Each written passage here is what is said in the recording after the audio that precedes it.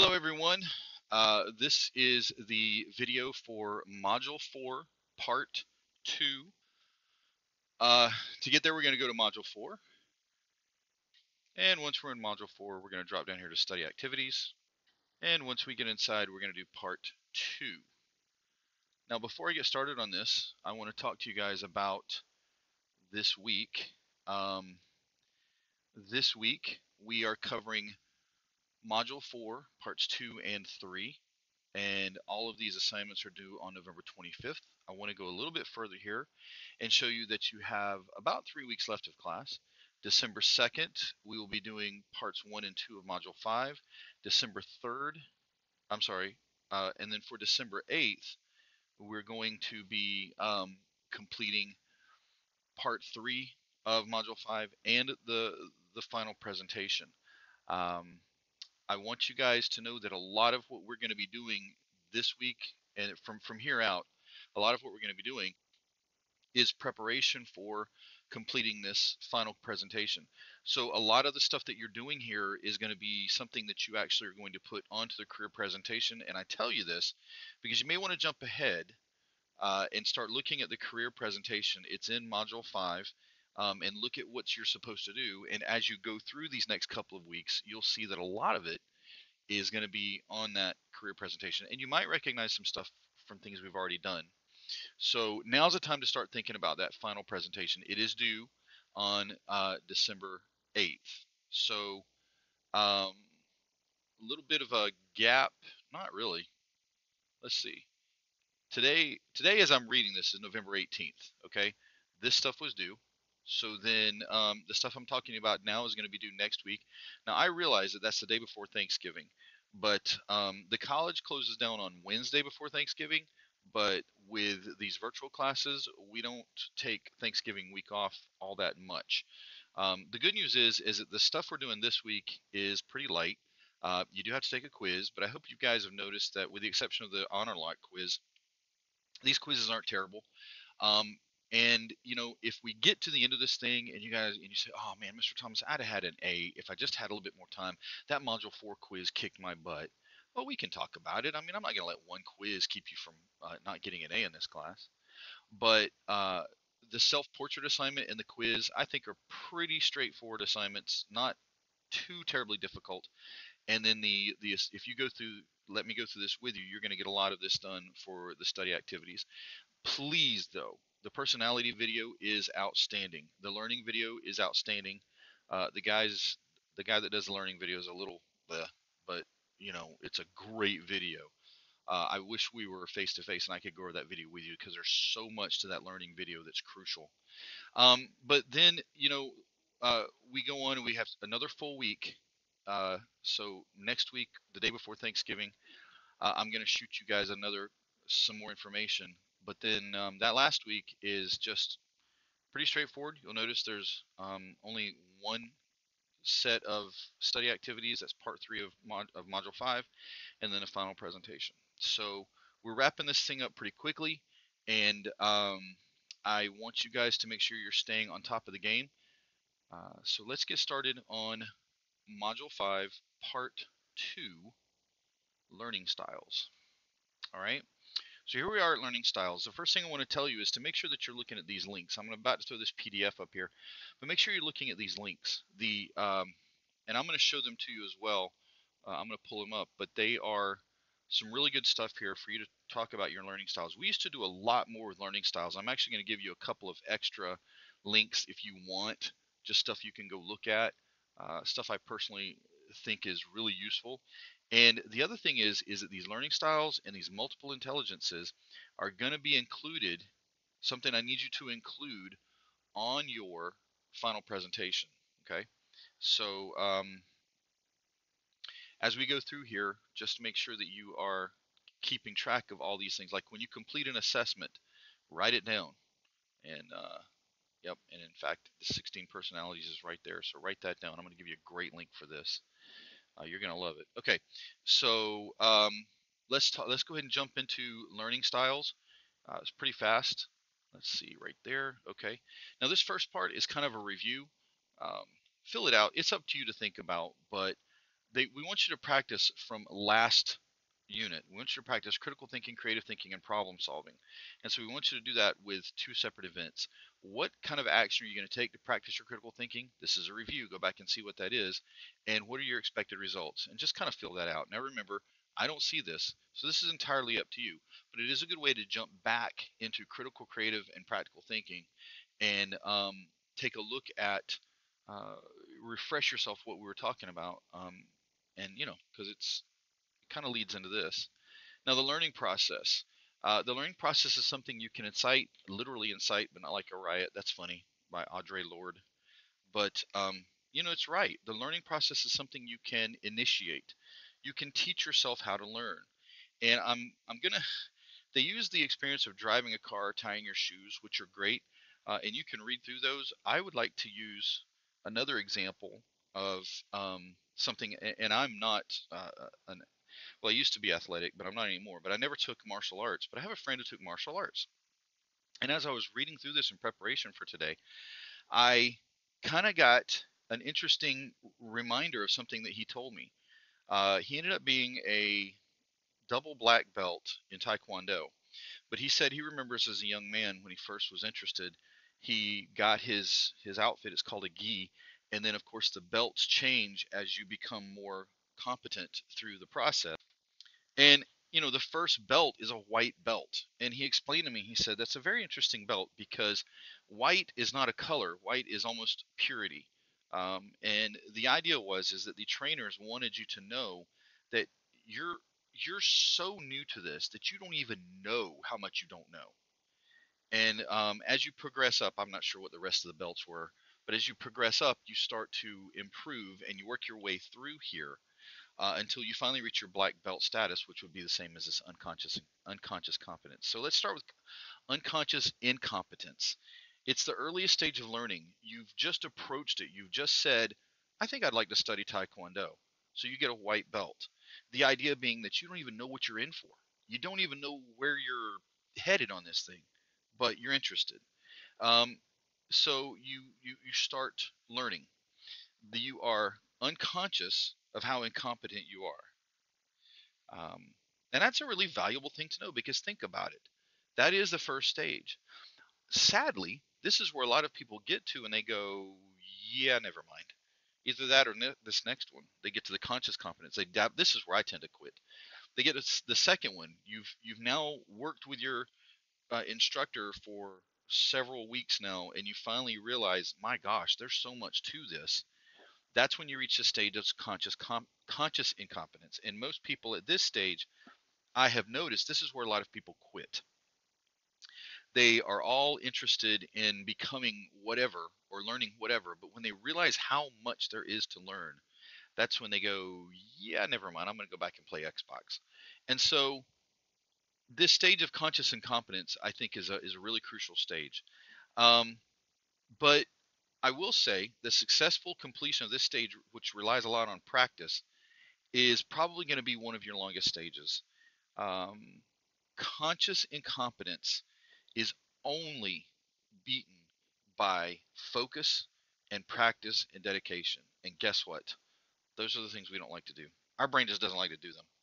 But I want you to go back and think about your problem solving, your practical and creative and critical thinking skills. And I know that doesn't seem like a good connection, but think about how you can use your critical, creative, and practical thinking skills to allow yourself to focus and push through this conscious incompetence stage. This is where you have to have your motivation. And quite often the motivation on this is extrinsic, which, okay, I get. That's what I like is extra. I like it when my wife, basically has to threaten to beat me with a switch to get me to do something because that's what motivates me. Finding that internal motivation is often what pushes you through, though, to become conscious competence. So it's practice, it's focus, it's dedication. And that starts out maybe, yeah, somebody's saying you need to do this, you need to do this, you have an instructor. But after a while, that instructor knows that when they see you starting to motivate yourself, think of simply this idea of martial arts. When you start practicing on your own, when you are when the session ends and you go over in a corner and you know do 20 more kick practices or something, that's when the instructor realizes you are pushing yourself on your own. If you want to apply this to learning an academic thing, this is when you probably start out here. um, the transition from unconscious incompetence to conscious incompetence, you're doing just simply what the instructor is telling you to do because you're totally lost. You're like, I don't know what to do. Okay, I'll read this. Okay. But by the time at this stage, you are learning what you don't know and you are starting to master what you don't know. And throughout this stage is where you start getting less and less and less of what you don't know, and you start to realize how much there is to it, and you start incorporating your own stuff. When you start incorporating your own stuff, such as you're doing more than what the instructor says, you are um, taking an assignment that an instructor gives you and carrying it even further. They tell you to read, go find a website about this and read it. Well, you go find three. Okay, you're supposed to write 500 words, you write 1,000. This is where you're getting past, you're starting to phase out or starting to transition between conscious incompetence and conscious competence, and you're starting to master some parts of the learning goal, and you're starting to feel confident about it. For example, you might now be complete your basic dance steps. They were using dance as an example. Um, you don't have that many mistakes because your instructor is there to remind you, but you're also pushing yourself. This is where the internal motivation begins to start to have an effect. You're starting to be internally motivated and you really want this. You see that you have gotten past this. You feel like you have some experience in the situation. You've gotten past it and you're starting to push yourself on your own. That's this conscious competence stage. And then finally, there's the unconscious competence, which you have reached this level of mastery. You're able to do it pretty much without having to think about it. At this point, you're, in this case, dancing or you're fighting. Um, you can apply this to your own. You may be able to create your own dance moves or your own fighting, uh, whatever they call these, your own ways of fighting. Uh, and this is where you have mastered it. This is where you start thinking, I'm so good at this, I want to do something else. I'm so good at Taekwondo, now I'd like to learn karate. Or I'm so good at Taekwondo, now I'd like to learn boxing. And so um, this is where you start branching out. Now, when you do start to branch out, again, why would you do that? Your Taekwondo instructor might say, hey, you might want to go learn karate. But that's your choice. Look how internally motivated you are at that point. And it tends to happen. But remember, lots of people stop somewhere right through here. Some people are very good at starting things. Most people stop. Okay. What you have to do is find your way all the way through part 4 and be ready to go back and do part 1 again on the next phase of what you're trying to study. And you can get through parts 1 and most of parts 2 by external motivation, but you got to find that internal motivation to get all the way through parts 4 and be ready to go into the next stage. So keep that in mind. This is a very interesting model. This model is uh, pretty much, everybody knows this. They just don't put these terms to it. I think as you were going through here, you saw some pretty familiar stuff. Let's move on to learning styles. And as you'll notice, I'm already halfway done. Many of us are accustomed to very traditional learning styles. Remember, as you've gone through school, you guys are younger than me, so you might know this stuff natively because I told it to you in school. But I remember when I was in school, we were just starting to talk about visual, auditory, and kinesthetic learners, or VACs. And there was just beginning back when I was in school in the 70s and 80s. We were just starting to talk about adjusting instruction to the student. Whereas before that, it was like, come in, sit down, shut up. I'm teaching you the way I want to teach you. And if you don't like it, then that's your problem. And we started to realize that we could do better with students. And remember, I was a student, I was a kid at this point, but they started realizing that we could do better with students if they had a little bit better understanding of how they learned.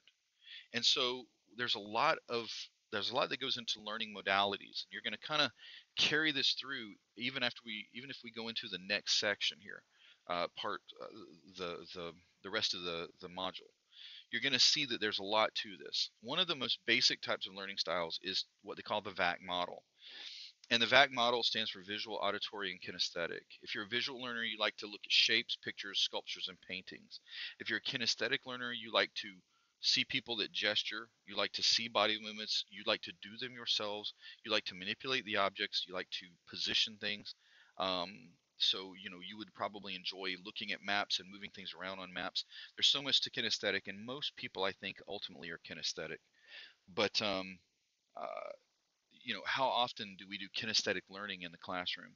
Of course, then there's the auditory learners. Those are the ones that listen. They like rhythms and tones and chants. Most of us are taught visually and auditorily. Think of how you're learning right now. You're sitting here and visually seeing what I put on the screen, and you're auditorily hearing what I'm saying. Um, and the bulk of the information that comes into our brain is visual.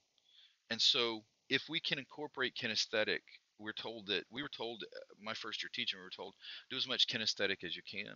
It really improves on these on your students' learning modalities. And so, as a science teacher, I have tons of labs. So we'd get up and do labs. And heck, sometimes I would just have the kids. I remember teaching how a process called mitosis occurs, and I remember having the kids be the chromosomes, and I would kind of stand on top of a table and kind of direct them, and they would move the way the chromosomes would move. And it worked for a lot of my kids. Um, it was a pretty good way of explaining how this process occurs, because it can get very difficult to understand when I talk to you about it. If I show you pictures about it, it gets better. But if you can get up and do it, it's even better. Okay. Now this guy named Neil Fleming took the VARC model and took the VAC model and added read and write learning to it. And then now we call it the VARC model, and we are pretty much invested in the VARC model now. We added read, write, and learning because, and let me just read this sentence to you. Fleming claimed that visual learners have a preference for seeing. That's visual aids that represent ideas using methods other than words, such as graphs, charts, diagrams, symbols, etc. And a lot of you guys may identify with that. Auditory learners best learn through listening. That's through lectures, discussions, tapes, etc. Um, Auditory learners are going to do great in study groups. Read-write learners have a preference for written words. That's readings, dictionaries, reference works, etc. Plus, read-write learners do a lot better when they take notes. And I have found that I suspect that I'm one of these more than anything else, because I realized in college that as I took notes, as long as I took decent notes, my studying and review sessions were much shorter because I had it, only because I wrote it down. And then finally, the tactile kinesthetic learners prefer to learn through an experience, such as moving, touching, and doing. And you're probably all four of these, but to some degree, you're more of one than the other. And it may be situational. You may be better at read write learning for academic material, but you may be more tactile kinesthetic when it comes to things like cooking or something. So imagine if you had to teach, imagine if you were a football coach and you had a room full of students, or a squad full of athletes, and instead of doing tactile learning, you taught them through auditory and visual.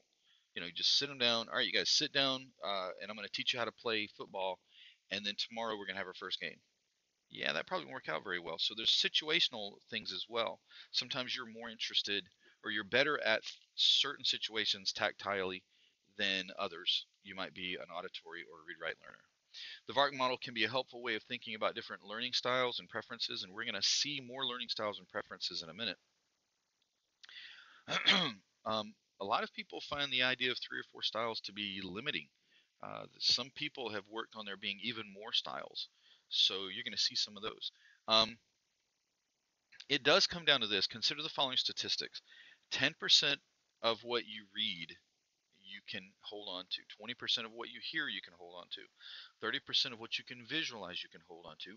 50% of what you can visualize and hear you can hold on to. 70% of what you repeat, but 90% of what you repeat and do. So let's take a look at this in terms of the VARC model. Okay, the visuals are the reading and the visualizing. The auditory is the hearing. So if you read and hear and visualize, you can get up to 50% of what you do. But then part of the auditory is also speaking. If I can get you to repeat it somehow, stand up in front of the class or just talk to me or something. If I can get you talking to me, that means that you've been able to internalize this stuff, swap it around in your brain, and then repeat it. And by doing that, you can remember up to 70%. But if I can throw in some kinesthetic, if I can get you to visualize, to read, hear, visualize, and repeat, and then do it, I got you. I got you to 90% or more. And this is why doctors are not just taught clinically in a classroom by here. This is how it works. They stick them in front of a cadaver and they let the medical students actually do work on cadavers. This is why you have labs. There's so much going on. Okay. Now you might discover that you prefer more than one learning style. This is called multimodal learning. And I've kind of already gone over this with you, but just consider how you might combine visual, auditory, and kinesthetic learning styles in a biology class. Um, you might, for a visual learner, as if I were an instructor, I could create flashcards or contain images of individual animals and species names for auditory learners. You could have a friend quiz you on the flashcards. For kinesthetic learning, you can move flashcards around on a board to show a food web. And, okay, so we took flashcards, but look at the three different ways that we did flashcards. A fourth way would be you create the flashcards. That would be the R in the VART model. And it works. It works really well. So this is the end of this particular thing. Exercise 2, feed your curiosity. List 5 things you will do in the next month that you have never done before. Go to the ballet, visit a local museum, try Moroccan food. You have to, I guess, get a Moroccan cookbook. Watch a foreign movie. I don't know why you do that, but okay. I guess that's the thing I need to do. Expand your comfort envelope. And why does that have to do with learning? Because it it expands your knowledge of yourself. It expands your ability to learn about what you're able to do and what you like. So do yourself a favor. Go out into the world and dig around. We love the diversity of the world, and it's going to show you a little bit more about who you are. I grew up in a very small part of the world, very small town. I lived in the suburbs of a very small town, and I lived on my grandmother's cattle ranch. And until I was about 19 years old, I'd rarely left except to go to school. But when I got out and started going to college, the world became so much bigger for me, and I started doing more things, meeting more people, listening and learning more, visiting new places, changed everything about me. And I'm just telling you, go expand yourself because you're going to find out a lot about how you learn and an awful lot about how to learn. And trust me, you guys, I used to drive a tractor for a living, and now I'm teaching this stuff. Go learn to expand yourself. You'll be very surprised. Let's go on to the next part because it's pretty quick, but it's also really cool. No, before I go on, I wanted to show you this. There's a self-assessment here. This is a VART questionnaire. When you click that link, it brings you here. Just a few quick questions.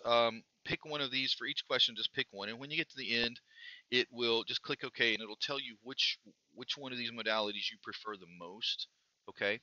Um, Up at the top, there's more going on here. There's all kinds of things you can work your way through if you like, but mostly I want you to do the questionnaire. And then using VARC, there's a lot of ways you can do here. One of the other links um, is to take a look at each of these particular strategies and um, come up with ideas for how it can help you to, like, if you're a read write student, then these strategies will help you out. If you're a kinesthetic, if you're multimodal, take a look through some of these. Take a look through all of them. I think you'll be surprised because a lot of people have all of these. So I think you'll like these strategies. And then finally, there's another link there that takes you through to careers. If you're an auditory learner, look at all these careers: teachers, lawyers, speech pathologists, translators, journalists, engineers, nurse, doctor, and it tells you why. Now, this is where we start applying to our final presentation. Okay, this is where you look through here and you go, according to the VARC assessment, I am an auditory learner, which is going to be great because I've decided to be an engineer. And then read through here and tell me why on the final presentation. Tell me why being an engineer requires you to be an auditory learner. Okay. Continuing on to this to part M4S5, the multiple intelligences. Now, um, this is I don't want to get too long in this, but I want to tell you Howard Gardner is kind of my hero. I have a background in psychology, and I remember getting my degree in psychology. We talked an awful lot about IQ, the intelligence quotient, and the idea that that's how we measure intelligence. And I learned a lot about statistics and IQ. But the more I studied IQ, the more I realized this kind of isn't a they've kind of taken a one size fits all approach to something that doesn't really work that way. My dad is an incredibly intelligent man. He also is a farmer and a woodsman. And I grew up out in the country, and my dad hunted and fished, and I probably ate more food as a kid that we grew or hunted than I did bought from the grocery store. However, if my dad took an IQ test, he might not score very high. And I was like, well, I wonder why that is. And then I started studying Howard Gardner's multiple intelligences theory, and I realized that what happens with IQ is it's very limiting. It only measures two of Gardner's nine intelligences. And so that leaves 7 out of 9 intelligences that are not measured by IQ. So how many people are highly intelligent, do not perform well in the IQ test, and as a result, are now not achieving their potential because nobody believes that they are. Now, I scored very high on an IQ test when I was a young man, and they put me in the gifted program, and I was accelerated through school. It's probably the worst thing that ever happened to me. What I did not learn was how to cope with um, the ADD that we didn't know what that was back when I was a kid. And so, even though I was highly intelligent, I was a flibberty gibbet little unorganized scatterbrain that had a very difficult time performing. And so I was slower in school. Starting in about eighth grade, my grades started dropping. I started getting very difficult to deal with. And, was IQ a good predictor of success? Absolutely not.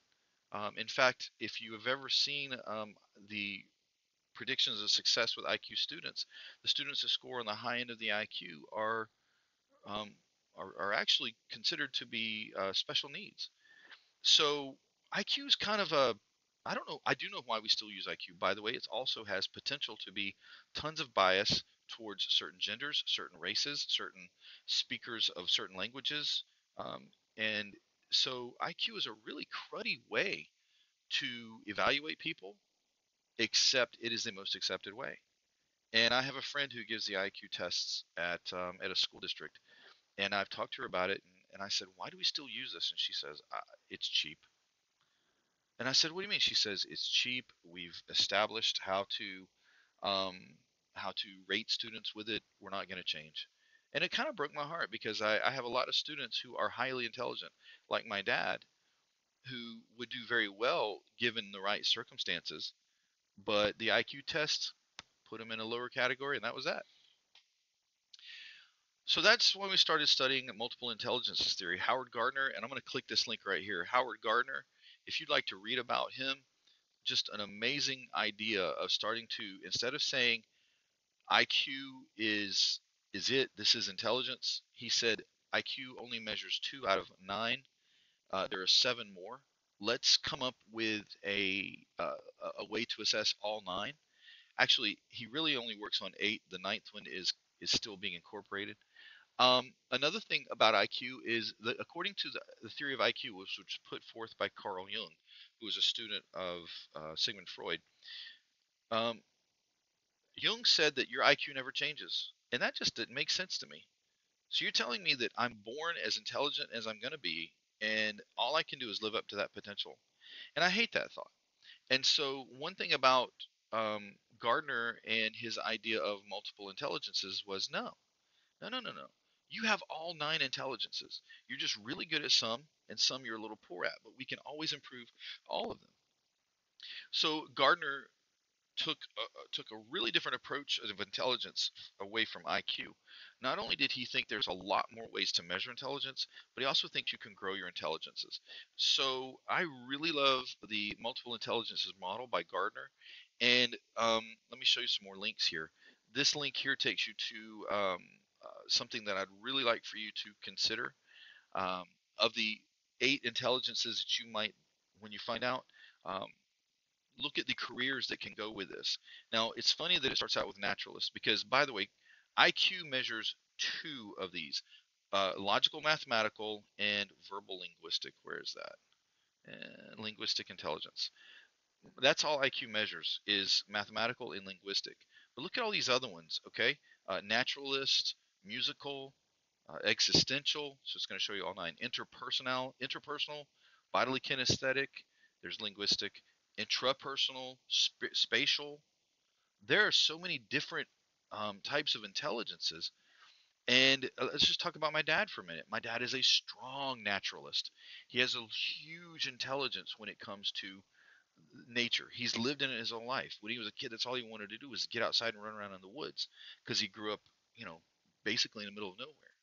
My dad would have made a great astronomer, botanist, conservationist, gardener. Good Lord, my dad's the best gardener I've ever seen. He is already a farmer, but what if he decided to go to college? Well, he could have studied ecology, or he could have been a forest ranger or something. So, um, just because my dad didn't score very high, I mean, he didn't score low. He scored above average, but just not, he didn't knock it through the roof like I did when I was a kid. Doesn't mean he's not intelligent. How many of you guys know people that are kind of um, not very good academically, but man, they can play an instrument? Do you have any idea the amount of intelligence it takes to play an instrument? And yet, when you give them an English test, they do okay. You give them a math test, they do okay. Think of all these other ones. Existential, okay? They're spiritually intelligent, interpersonally intelligent. Look at what interpersonal. You're people smart. You know how to work with other people. All right.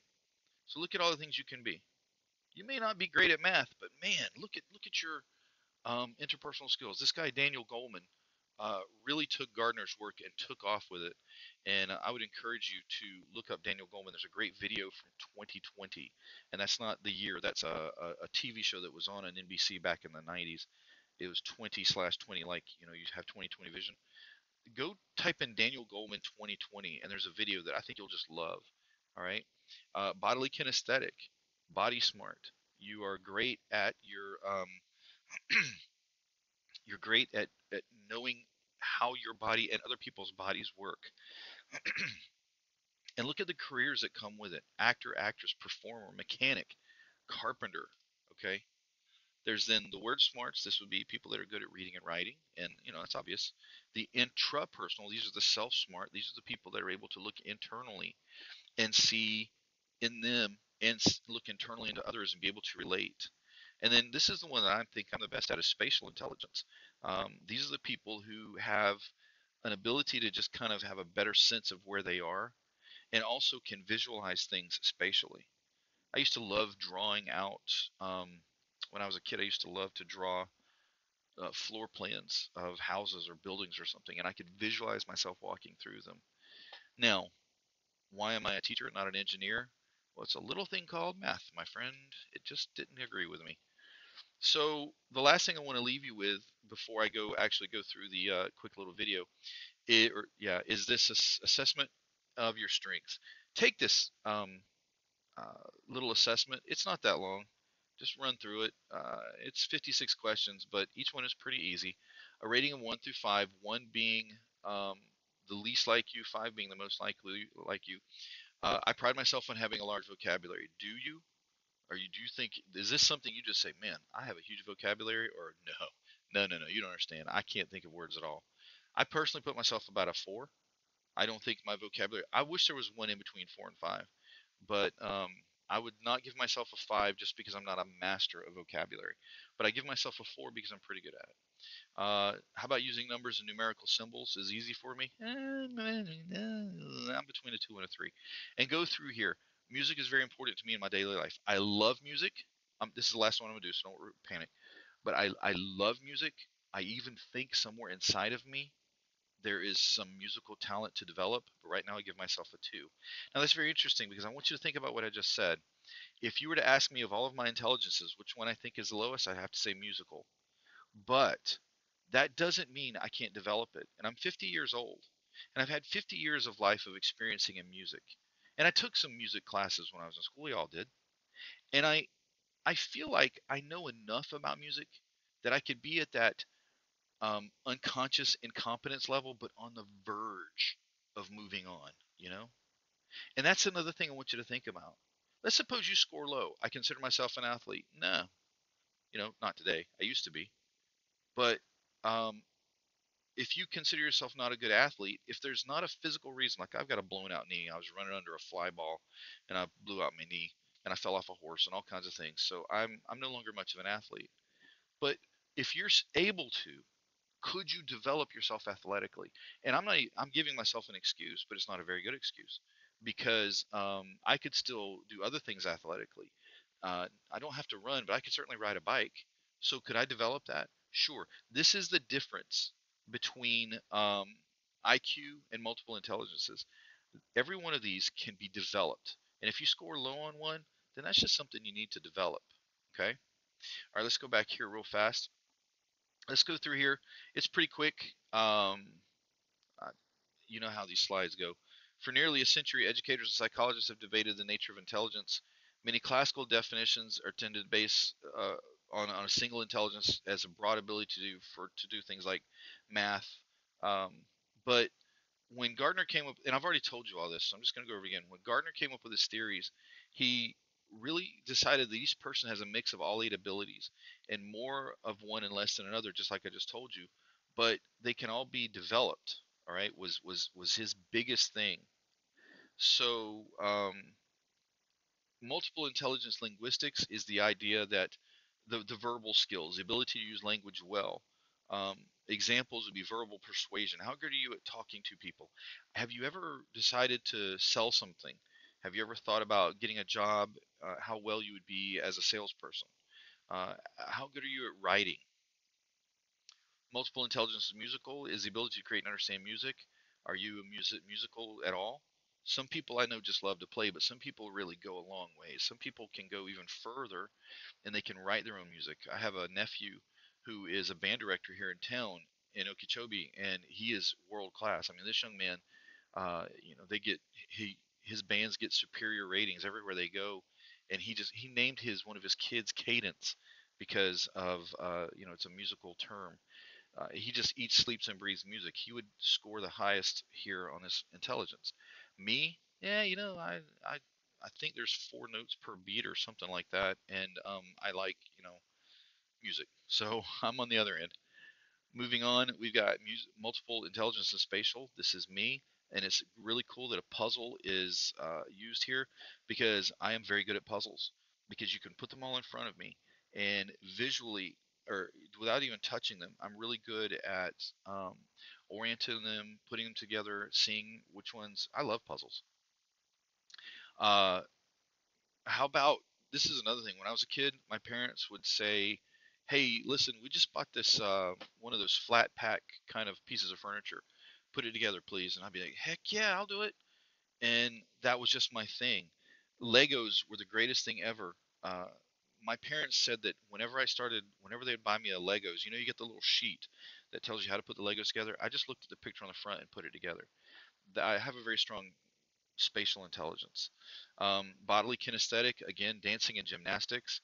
You don't actually have to be athletic to have a strong bodily kinesthetic. It's just a sense of balance, of coordination. And some people are just really strong at that. I'm skipping the question. You guys can do that on your own. Logical intelligence is the ability to reason using math, solving mathematical problems, developing and testing hypotheses. And over my lifetime, I have certainly improved this, but only because I've pushed myself to learn it. It was part of my academics in college. You'll have it too. And I learned an awful lot about such as the scientific method and developing and testing hypotheses, and a lot about math. I still have a lot to learn, um, but I have improved it. I wish I knew what I knew now back when I was a kid because I probably would have been an engineer. But what do you do? Interpersonal is the idea of the ability to discern others' nonverbal feelings and thoughts. This would be someone who's like a psychologist um, or like a diplomat, um, but it's used all over the place. If you're a used car salesman, you need to have great interpersonal skills because you know when you've pushed somebody too far, or you know how far you can. You just get a sense for, hey, this person's really biting here. I think I could make this sell. Moving on to intrapersonal, which is not exactly the opposite. You can be good at both, but intrapersonal is ability to deal with feelings and internal problems, and even trying to understand your motives, and by the ability to do that, understand other people's motives. It's just a deep understanding of internal things for people. Naturalists, like my dad, they love things like just knowing about nature. My dad may not know the scientific name, but he could point out in every bird that lives around, say, "Oh, that's a sandhill crane." He doesn't know the scientific name, but he's able to recognize it. And he can even tell you stuff about it because he's had lots of experience. So, multiple intelligences suggest that there is a diversity of knowledge. So then there needs to be a diversity of instructions. And here's what's great about having a knowledge about your particular intelligence or where you stand on the multiple intelligence scale. It lets you start making decisions about careers, about how you learn. It helps you to it can be applied to practically every part of your life between now and I guess retirement. Because if you're a naturalist, if you have a strong natural intelligence, for example, should you be working indoors? Um, no. Should you be taking classes about, I don't know, French history? Probably not. Um, if you had to sit and study, where should a naturalistic intelligence person study? Inside, cramped in room, no windows, lights off, that kind of thing? No, they need to be sitting under a tree. So as you take this information, as you learn about yourself, and that's what's going to happen on this assessment. As you learn about yourself, start figuring out how you can apply this. What are your strengths? How can I capitalize on those? What are my weaknesses? Could I push myself to learn some more? Another type of assessment is the Myers-Briggs. Surely you've heard of Myers-Briggs. Um, there's all kinds of Myers-Briggs to take. This one says you click here, you can actually literally take the Myers-Briggs Typology Index, but you don't need to because there's several free ones. I prefer this one. It's called 16 Personalities, and it's literally just 16personalities.com. If you go there, it's visually very appealing. I mean, I think it just looks great. Plus, when you take the test, it asks you lots of questions. It's really robust, okay? And then at the end, when you're done, it shows you all about what typology you get from Myers-Briggs. It gives a name to it. Myers-Briggs never actually came up with a name. They just gave it I don't know, series of codes. But if you come up when you get to there and you find out what type you are, let's say I don't know, let's say you're the mediator. Okay, when you find out about mediator, God, it tells you so much stuff. Look over here. You got introduction, strengths and weaknesses, romantic relationships, friendships, parenthood, career paths, workplace habits. My goodness. And think about that. Especially take a look at the ones like career paths and workplace habits. What are you going to be? What kind of if you score mediator, what kind of a situation do you need to find yourself in? And then somewhere, and I don't know where, but somewhere, I love this. It shows you at the bottom, it shows you famous people who are also mediators, for example, such as Tolkien or Shakespeare or Bjork. And kind of dig into this. I really think you would enjoy this immensely. Okay, we're gonna jump down. So watch this video. Take the 16personalities.com um, quiz and really dig around into it. Okay, and now I'm gonna show you the assessment, and then I'm done with this particular video. So here we are back on the Module 4 page. We're going into assessments, and last week we would have done the problem solving assignment. That's all here. This week we're going to move on to the self-portrait, and then of course there's the quiz. That's part of part 3. That'll be the next video. But the self-portrait is pretty straightforward. You're going to download this. And remember how this goes. This is a .docx. Um, so this will be open with Microsoft Word. And if you don't have Microsoft Word, just push that little funny looking thing and download it as a PDF, which is what I've done. And so here's the PDF for it. The assignment is pretty straightforward. Search the internet for a VARK Learning Styles Assessment, although we've already given you one. So here you just write down the results of your VARK Learning Style Assessment and describe how these results reflect your preferred learning style. Then come up with a classroom and career connection. Now, if you did all those things I told you, this should be easy. Okay, we're going to do the same thing for multiple intelligences. In about 75 words, tell me what your multiple intelligence was, and then make a classroom connection, right? Same thing with personality. Once you did the Myers-Briggs, tell me what it was in 75 words, and make a classroom connection. And then part B is this particular survey. It's a scientifically validated survey that's regarded as a central tool of positive psychology. It's just a quick survey. It's asking you for some information. If you're over 18, just put your information here. If you're under 18, just say that you're 13 or older and do the same thing. It does ask you to create a password, which is okay, but then take the free survey. These people are not going to like flood your mail, I promise. So please just do it because I think it's going to be really important. A sample question that you're going to get on this survey is being able to come up with new and different ideas is one of my strong points. And give me a result. Once you're done, you're going to come back here. Where are we at? Right here. Nope. Right here.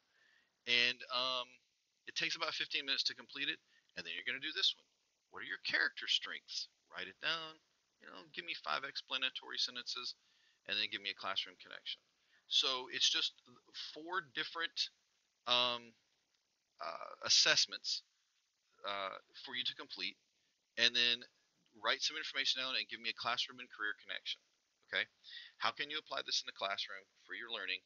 How will you apply this to deciding what kind of career you're going to be focusing on?